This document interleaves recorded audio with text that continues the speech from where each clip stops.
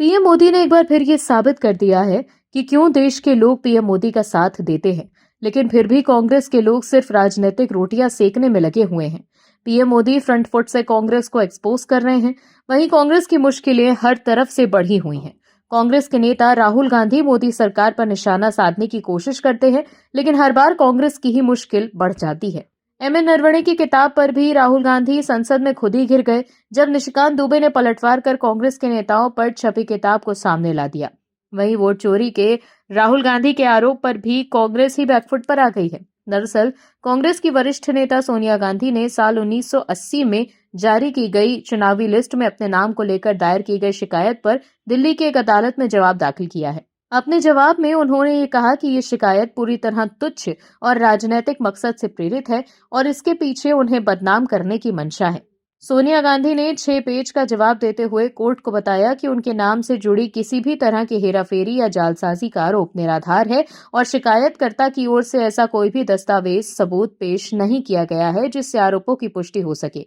उन्होंने ये भी कहा कि चुनावी प्रक्रिया से जुड़े नियमों और कानूनों का उन्होंने हमेशा पालन किया है और उनके खिलाफ लगाए गए आरोप तथ्यहीन हैं। कांग्रेस नेता सोनिया गांधी ने दिल्ली की राउज एवेन्यू कोर्ट में अपने खिलाफ दायर मामले में लिखित जवाब दाखिल किया। उनकी वकील तरन्नुम चीमा और कनिष्क सिंह के माध्यम से ये जवाब विशेष न्यायाधीश विशाल गोगने के समक्ष पेश किया गया, जो विकास त्रिपाठी द्वारा दायर रिवीजन याचिका पर सुनवाई कर रहे थे।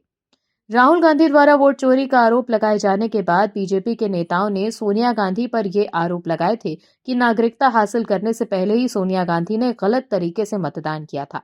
वहीं आप दर्शक भी मानते हैं कि सोनिया गांधी पर लगाए गए आरोप सही हैं, तो कमेंट में यह जरूर लिखिए ताकि विपक्ष को साफ संदेश जाए कि देश के लोग किसके साथ हैं। इस खबर में आगे बताएंगे आपको सब कुछ डिटेल में कि कैसे राहुल गांधी की बढ़ गई है चिंता। इसके अलावा दूसरी खबर के बारे में भी बात करेंगे, तो बने रहिए हमारे साथ अंत तक, देखते रहिए हमारी ये खास रिपोर्ट। साथ ही आप दर्शकों से विनम्र निवेदन है कि अगर अब तक आपने हमारे चैनल को सब्सक्राइब नहीं किया है तो अभी कर लीजिए। दर्शकों, एक बार फिर पीएम मोदी का जलवा देखकर कांग्रेस तिलमिला गई है। पीएम मोदी शनिवार को 2 दिन के आधिकारिक दौरे पर मलेशिया पहुंचे, जहां उनका भव्य और भावनात्मक स्वागत किया गया। कुआलालंपुर में भारतीय समुदाय ने उनके सम्मान में एक विशाल सामुदायिक कार्यक्रम आयोजित किया, जिसमें उत्साह, सांस्कृतिक रंग और भारत मलेशिया की गहरी दोस्ती की झलक देखने को मिली। ये यात्रा ऐसे समय में हो रही है जब दोनों देशों के संबंधों को हाल ही में समग्र रणनीतिक साझेदारी का दर्जा मिला है, जिससे इस दौरे के महत्व और उपेक्षाएं दोनों बढ़ गई हैं। वहीं अमेरिकी टैरिफ में कटौती और नए व्यापार समझौतों के साथ भारतीय निर्यातकों के लिए अच्छे दिन आने वाले हैं। Chamber of trade and infrastructure के चेयरमैन ब्रिजेश गोयल ने दावा किया है कि अमेरिका के साथ 18% शुल्क पर सहमति बनने के बाद टेक्सटाइल, लेदर और ज्वेलरी जैसे प्रमुख क्षेत्रों में भारत का निर्यात 20% तक बढ़ सकता है। आगे उन्होंने बताया कि इन सेक्टर्स के व्यापारियों को अप्रैल से इस समझौते का बड़ा लाभ मिलने लगेगा, क्योंकि नए दर पर ऑर्डर मिलने पर थोड़ा समय लगेगा। असल में इस साल के आखिर में असेंबली चुनाव होने वाले हैं, इसे लेकर बीजेपी कांग्रेस में जमकर नूराकश्ती चल रही है। राज्य के मुख्यमंत्री और बीजेपी के फायर ब्रांड नेता हेमंत बिस्वा शर्मा ने अब नतुरबोर असम यानी नया असम नारे पर कांग्रेस को घेर लिया है। उन्होंने आरोप लगाया कि कांग्रेस मियाओं के साथ मिलकर नया असम बनाना चाहती है। ऐसा करके वो राज्य की डेमोग्राफी पूरी तरह से बदल देने की साजिश कर रहे हैं। गुवाहाटी में आयोजित एक जनसभा में हेमंत बिस्वा शर्मा ने कहा कि असम की अस्मिता करीब 600 वर्ष पहले स्वर्गदेव चोआलुंग सुईकाफा ने की थी।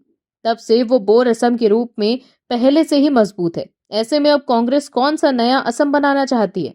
उन्होंने आरोप लगाया कि कांग्रेस मियाओं के साथ मिलकर राज्य की अस्मिता और जनसांख्यिकी को बदलने की कोशिश कर रही है। दर्शकों, संसद में बजट सत्र के दौरान गर्मागर्मी और बहसबाजी का सिलसिला बना हुआ है। पहले पूर्व सेना अध्यक्ष मनोज नरवणे की अप्रकाशित किताब पर राहुल गांधी ने बवाल मचाया। वहीं अब अमेरिका और भारत की ट्रेड डील पर विपक्ष की तरफ से सरकार के खिलाफ लगातार बयानबाजी हो रही है। वहीं अब कांग्रेस के नेता जो कर रहे हैं उसको लेकर बीजेपी ने तगड़ा प्रहार किया। ऐसा लग रहा है जैसे राहुल गांधी ने इस बार भी कांग्रेस को ही बुरी तरह फंसवा दिया। पहले बीजेपी के सांसद निशिकांत दुबे ने पलटवार कर राहुल की किताब पॉलिटिक्स की हवा निकाली। उसके बाद पीएम मोदी ने राज्यसभा में राहुल गांधी को एक्सपोज किया और अब बीजेपी के दूसरे नेताओं ने मोर्चा संभाल लिया। दर्शकों, बीजेपी सांसद निशिकांत दुबे ने एक बार फिर विपक्षी सांसदों पर तीखा हमला बोला। उन्होंने संसद में हुए हंगामे पर चिंता जताते हुए ये कहा कि सदन के भीतर प्रधानमंत्री नरेंद्र मोदी के साथ कुछ भी अनहोनी हो सकती थी। निशिकांत दुबे के मुताबिक प्रदर्शनकारी सांसद पीएम को धक्का दे सकते थे या फिर उनके कपड़े तक फाड़ सकते थे। उन्होंने लोकसभा में विपक्ष के नेता को अर्बन नक्सल की तरह काम करने वाला बता दिया। निशिकांत दुबे ने आरोप लगाया कि एक व्यक्ति की जिद के कारण पूरी संसद ठप हो रही है। संसद में नेहरू पर दिए गए अपने बयान का बचाव करते हुए उन्होंने कहा कि उनकी बातें तथ्यों और किताबों पर आधारित हैं। वहीं कांग्रेस नेता के एक एक्स पोस्ट को लेकर बवाल मच गया। बीजेपी ने जमकर कांग्रेस पर निशाना साधा। बीजेपी ने कांग्रेस को अराजकतावादी करार दिया है। बीजेपी ने ये कहा है कि ये गांधीवादी नहीं, अराजकतावादी कांग्रेस है। बीजेपी प्रवक्ता शहजाद पूनावाला ने कांग्रेस नेताओं के खिलाफ आरोप लगाते हुए कहा कि ये मोहब्बत की दुकान नहीं बल्कि नफरत और धमकी के भाईजान है। शहजाद पूनावाला ने कांग्रेस के राष्ट्रीय प्रवक्ता और मीडिया प्रभारी पवन खेड़ा के एक एक्स पोस्ट के स्क्रीनशॉट को शेयर करते हुए लिखा है, ये गांधीवादी नहीं, अराजकतावादी कांग्रेस है। ये मोहब्बत की दुकान नहीं, नफरत और धमकी के भाईजान है। दरअसल विपक्ष के हंगामे के कारण पीएम मोदी लोकसभा में राष्ट्रपति द्रौपदी मुर्मू के अभिभाषण पर धन्यवाद प्रस्ताव पर गुरुवार को अपनी बात नहीं रख पाए, जिसकी प्रतिक्रिया में कांग्रेस नेता पवन खेड़ा ने एक्स पर पोस्ट लिखा था कि लोकसभा तो झांकी है, पीएमओ से भगाना अभी बाकी है। दर्शकों, लोकसभा अध्यक्ष ओम बिरला का विपक्षी सदस्यों की तरफ से अप्रत्याशित घटना को अंजाम देने की आशंका वाला दावा कांग्रेस के गले नहीं उतर रहा। वहीं बीजेपी के लोग इस बात को लेकर विपक्ष पर हमलावर हैं। इस मामले में अब पंजाब के बीजेपी अध्यक्ष सुनील जाखड़ ने सवाल उठाए। जाखड़ ने कांग्रेस सांसदों के व्यवहार को 4 साल पहले पंजाब में पीएम मोदी की सुरक्षा में चूक वाली घटना से जोड़ा है। पंजाब बीजेपी के अध्यक्ष सुनील जाखड़ ने सोशल मीडिया प्लेटफॉर्म एक्स पर ट्वीट में लिखा है कि लोकसभा में कुछ कांग्रेस सांसदों के बर्ताव को सामान्य हंगामा कहकर नजरअंदाज नहीं किया जा सकता, खासतौर पर उनके अपने रिकॉर्ड को देखते हुए। उन्होंने कहा कि साल 2022 में जिन लोगों ने पंजाब में पीएम मोदी की सुरक्षा को खतरे में डालने वाली परिस्थितियों का बढ़ावा दिया था, उनमें से कुछ आज लोकसभा के सदस्य हैं और कांग्रेस की ऊंची कुर्सी पर भी बैठे हैं, जो पार्टी की पॉलिसी और रणनीति को प्रभावित करते हैं। जब वही लोग वही पैटर्न दोहराते हैं तो इतिहास को नजरअंदाज नहीं किया जा सकता। झाखड़ ने आगे लिखा, जो लोग कभी प्रधानमंत्री के दौरे को सुरक्षा के लिहाज से बुरे सपने में बदल चुके थे, वो अब संसद को ही ठप करना चाहते हैं। वहीं राहुल गांधी ने सांसद पप्पू यादव की गिरफ्तारी को राजनीतिक प्रतिशोध करार दिया। राहुल गांधी ने सोशल मीडिया प्लेटफॉर्म एक्स पर लिखा कि पटना में नीट की आकांक्षी छात्रा की संदिग्ध परिस्थितियों में हुई मौत और उसके बाद की पूरी कार्रवाई ने एक बार फिर पूरी सिस्टम की गहरी सधाड़ को उजागर कर दिया है। पीड़ित परिवार ने जब निष्पक्ष जांच की और न्याय की मांग की तो वही पुराना भाजपा एनडीए मॉडल सामने आ गया। केस को भटकाओ, परिजनों को प्रताड़ित करो और अपराधियों को सत्ता का संरक्षण दो। इस बेटी के लिए न्याय की आवाज बनकर साथी सांसद पप्पू यादव जी मजबूती से खड़े हुए। आज उनकी गिरफ्तारी साफ तौर पर राजनीतिक प्रतिशोध है ताकि जवाबदेही मांगने वाली हर आवाज को डराया और दबाया जा सके। सबसे चिंताजनक तथ्य यह है कि ये घटना किसी एक मामले तक सीमित नहीं दिखती। ये एक भयावह साजिश और खतरनाक पैटर्न की ओर इशारा करती है, जहां और भी बेटियां शिकार बन रही हैं और सत्ता इस खौफनाक सच्चाई से आंखें मूंद कर बैठी है। ये राजनीति नहीं, इंसाफ का सवाल है। ये बिहार की बेटी की इज्जत और सुरक्षा का सवाल है। दर्शकों, पप्पू यादव की गिरफ्तारी कोर्ट के आदेश पर हुई है, लेकिन कोर्ट के फैसले पर भी राहुल गांधी राजनीति कर रहे हैं। इस बार सुप्रीम कोर्ट से एक ऐसी खबर सामने आई जिसके बाद दूध का दूध और पानी का पानी हो गया है। वहीं अब ये भी साफ है कि क्यों राहुल गांधी सुप्रीम कोर्ट से भागते हैं। सीजेआई सूर्यकांत के इस फैसले से विपक्ष के लिए कुछ भी कहना मुश्किल हो गया है। दर्शकों, 2014 के बाद से अब तक मोदी सरकार के खिलाफ राहुल गांधी मुद्दे तो खूब उठाते रहे, लेकिन हर बार उनका मुद्दा दम तोड़ देता है। इस बार किताब पॉलिटिक्स भी राहुल गांधी पर भारी पड़ गई। राहुल गांधी नरवणे की उस किताब पर सरकार को घेर रहे थे जो छपी भी नहीं। वहीं बीजेपी सांसद निशिकांत दुबे ने ऐसी किताबें निकाल दी जो छपी भी हैं और सबके पढ़ने के लिए उपलब्ध भी हैं, जिसके बाद कांग्रेस तिलमिला गई है। वहीं अब सुप्रीम कोर्ट के एक फैसले से विपक्ष एक्सपोज हो चुका है। दर्शकों, मोदी सरकार को घेरने के लिए पिछले साल राहुल गांधी ने वोट चोरी का मुद्दा उठाया था। एसआईआर और वोट चोरी के मुद्दे पर राहुल गांधी ने एटम बम और हाइड्रोजन बम फोड़ा था, लेकिन उनका बम फुस निकला। पहले चुनाव आयोग ने हलफनामा देने का चैलेंज दिया, लेकिन हलफनामा न देकर राहुल गांधी ने साबित कर दिया कि उनके पास वोट चोरी को लेकर कोई सबूत नहीं थे। उसके बाद बीजेपी ने कहा कि अगर राहुल गांधी के पास वोट चोरी को लेकर सबूत हैं, तो वो सुप्रीम कोर्ट जाएं। वहीं प्रेस कॉन्फ्रेंस में राहुल गांधी से पत्रकारों ने भी पूछा था कि वो सुप्रीम कोर्ट क्यों नहीं जा रहे हैं। वहीं बिहार के चुनावी नतीजों ने बता दिया कि राहुल गांधी वोट चोरी को लेकर जो दावा कर रहे थे, जमीन पर वो टिक नहीं पाए। ऐसे में जनता ने बता दिया कि राहुल के दावों को हवा हवाई कहना ही बेहतर होगा, क्योंकि बिहार में चुनाव से पहले वोट चोरी पर राहुल गांधी ने यात्रा निकाली थी और वोट चोर गद्दी छोड़ का नारा दिया था।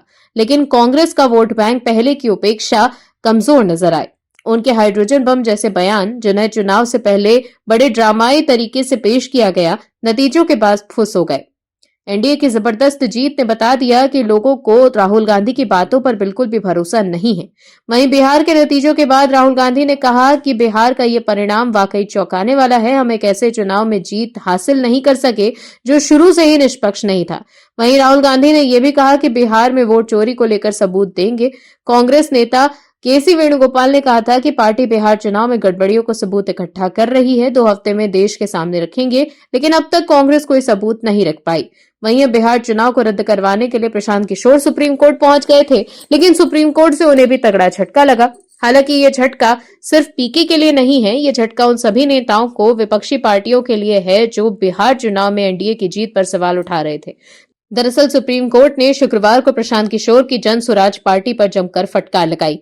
टॉप कोर्ट ने जन स्वराज पार्टी की उस याचिका पर सुनवाई करने से मना कर दिया जिसमें उन्होंने बिहार विधानसभा के चुनाव को चुनौती दी और राज्य में दोबारा से चुनाव कराने को कहा था। जस्टिस सूर्यकांत और जस्टिस जॉय माल्य बागची की बेंच ने इस मामले की सुनवाई की। इस दौरान चीफ जस्टिस से पूछा कि आपकी पार्टी को कितने वोट मिले। जब जनता नकार देती है तो आप लोकप्रियता पाने के लिए अदालत का सहारा लेते हैं। सुप्रीम कोर्ट ने साफ कहा है कि किसी राजनीतिक दल के कहने पर पूरे राज्य के चुनाव को रद्द नहीं किया जा सकता। टॉप कोर्ट ने आगे वरिष्ठ वकील सीयू सिंह से कहा कि यह मामला एक राज्य से संबंधी है, इसीलिए उन्हें पटना हाईकोर्ट जाना चाहिए। तो देखा आपने कैसे बिहार चुनाव पर सवाल उठाने वाले पीके को सुप्रीम कोर्ट से फटकार पड़ी है। वहीं अब यह भी साफ हो गया है कि राहुल गांधी क्यों बिहार, महाराष्ट्र और हरियाणा चुनाव पर सवाल तो उठा रहे हैं, वोट चोरी का आरोप भी लगा रहे थे, लेकिन सुप्रीम कोर्ट नहीं जा रहे। इसका मतलब ये है कि राहुल गांधी जानते हैं कि अगर सुप्रीम कोर्ट गए तो उन्हें कोर्ट से सबूत देने होंगे। कोर्ट में सिर्फ आरोप लगाकर वो भाग नहीं सकते, और अगर कोर्ट में सबूत पेश नहीं करेंगे तो कोर्ट से भी उन्हें फटकार पड़ेगी कि हार के बाद पब्लिसिटी के लिए कोर्ट आते हैं, जैसे पीके को सुप्रीम कोर्ट से फटकार पड़ी है। ऐसे में कोर्ट जाने के बजाय प्रेस कॉन्फ्रेंस कर राहुल गांधी पब्लिसिटी हासिल करने की कोशिश कर रहे थे, लेकिन अब बिहार चुनाव पर सुप्रीम कोर्ट के इस फैसले से सब कुछ साफ हो गया है कि कौन सही है और कौन गलत। दर्शकों, भारत और अमेरिका की ट्रेड डील पर पीएम मोदी ने बधाई दी है। उन्होंने कहा कि भारत और अमेरिका ने अंतरिम व्यापार समझौते के लिए एक रूपरेखा पर सहमति बना ली है। मैं दोनों देशों के बीच मजबूत संबंधों के लिए राष्ट्रपति डोनाल्ड ट्रंप की व्यक्तिगत प्रतिबद्धता के लिए उनका धन्यवाद करता हूं। प्रधानमंत्री के मुताबिक ये फ्रेमवर्क भारत अमेरिका साझेदारी की बढ़ती गहराई, विश्वास और गतिशीलता को दर्शाता है। उन्होंने कहा कि ये समझौता मेक इन इंडिया को नई मजबूती देगा और भारतीय किसानों, उद्यमियों, एमएसएमई, स्टार्टअप इनोवेटर्स, मछुआरे सहित कई वर्गों के लिए नए अवसर खोलेगा। साथ ही इससे महिलाओं और युवाओं के लिए बड़े पैमाने पर रोजगार सृजन की संभावनाएं बढ़ेंगी। दर्शकों, भारत और अमेरिका ने व्यापार को लेकर एक अंतरिम समझौते के ढांचे पर सहमति बना ली है। दोनों देशों ने इसे द्विपक्षीय आर्थिक साझेदारी के लिए एक महत्वपूर्ण कदम बताया है। भारत और अमेरिका ने अंतरिम व्यापार समझौते के लिए एक अहम फ्रेमवर्क तैयार किया है। ये कदम दोनों देशों के बीच लंबे समय से चल रही बातचीत और हालिया टैरिफ तनाव के बाद आर्थिक रिश्तों को नई दिशा देने वाला माना जा रहा है। केंद्रीय वाणिज्य मंत्री पीयूष गोयल ने सोशल मीडिया प्लेटफॉर्म एक्स पर इसकी जानकारी दी, जिसके बाद दोनों देशों ने संयुक्त बयान जारी कर समझौते की पुष्टि की। पीएम मोदी ने फ्रेमवर्क तैयार किए जाने पर प्रतिक्रिया दी और कहा कि इससे किसानों, एमएसएमई के लिए नए अवसर पैदा होंगे। वहीं विपक्ष और खास तौर पर कांग्रेस के लोग ये आरोप लगा रहे थे कि ये डील किसानों के हितों पर हमला है, लेकिन बीजेपी आईटी सेल के प्रमुख अमित मालवीय ने एक्स पर पोस्ट कर लिखा है कि भारत अमेरिका व्यापार समझौता किसानों का हित सुरक्षित, भारत को बड़े लाभ, ये एक संतुलित और दूरदर्शी समझौता है जो भारत के निर्यात को बढ़ाता है और साथ ही साथ किसानों की आय, खाद्य सुरक्षा और ग्रामीण अर्थव्यवस्था को पूरी तरह सुरक्षित रखता है। मुख्य बिंदु, कृषि क्षेत्र को पूरा संरक्षण, भारत के किसी भी संवेदनशील कृषि उत्पाद पर कोई रियायत नहीं दी। केला, आम, साइट्रस फल, बेरी जैसे फसलें पूरी तरह सुरक्षित, न आयात का दबाव, न किसानों की आय पर असर। डेयरी क्षेत्र 100% सुरक्षित, डेयरी सेक्टर में कोई बाजार खुलापन नहीं। करोड़ों छोटी डेयरी किसानों और भारत के सहकारी मॉडल को पूर्ण संरक्षण। वहीं कांग्रेस सांसद जयराम रमेश ने भारत यूएस ट्रेड डील के लिए घोषित फ्रेमवर्क की आलोचना की। उन्होंने लिखा कि कृषि उत्पादों पर इंपोर्ट ड्यूटी में कमी से अमेरिका किसानों को उनके भारतीय समकक्षों की कीमत का फायदा होगा। अभी जारी किया गया United states India joint statement details पर चुप है, लेकिन जो पता चला है उससे साफ है कि भारत अब रूस से तेल इंपोर्ट नहीं करेगा। वहीं कांग्रेस आईटी सेल की प्रमुख सुप्रिया श्रीनेत ने एक्स पर लिखा है, जो तुमको हो पसंद वही बात कहेंगे, तुम दिन को कहो रात तो रात कहेंगे। यही गाना आजकल नरेंद्र मोदी ट्रंप के लिए गा रहे हैं। अमेरिका के साथ हुई ट्रेड डील पर दोनों सरकारों का ज्वाइंट स्टेटमेंट आ गया है और इसमें ठीक वही बात कही गई है जो ट्रंप ने आज से 4 दिन पहले अपने ट्विटर पर कही थी, जिसके खिलाफ भारत सरकार ने कोई प्रतिक्रिया नहीं दी थी, क्योंकि मोदी सरकार ने तो ट्रंप के आगे दंडवत प्रणाम करके पूरी तरह से आत्मसमर्पण कर दिया है। तो देखा आपने कैसे कांग्रेस के लोग ट्रेड डील को लेकर निशाना साध रहे हैं। वहीं केंद्रीय मंत्री पीयूष गोयल ने विपक्ष पर निशाना साधते हुए कहा कि इस देश में कुछ लोग ऐसे हैं जो किसान विरोधी हैं, किसानों को गुमराह करने की कोशिश करते हैं। ये लोग हैरान हैं कि भारत और अमेरिका के बीच ट्रेड डील के तहत कृषि उत्पादों पर रियायत नहीं दी गई। Bureau report OMH news. आप दर्शकों से विनम्र निवेदन है कि चैनल को सब्सक्राइब जरूर करें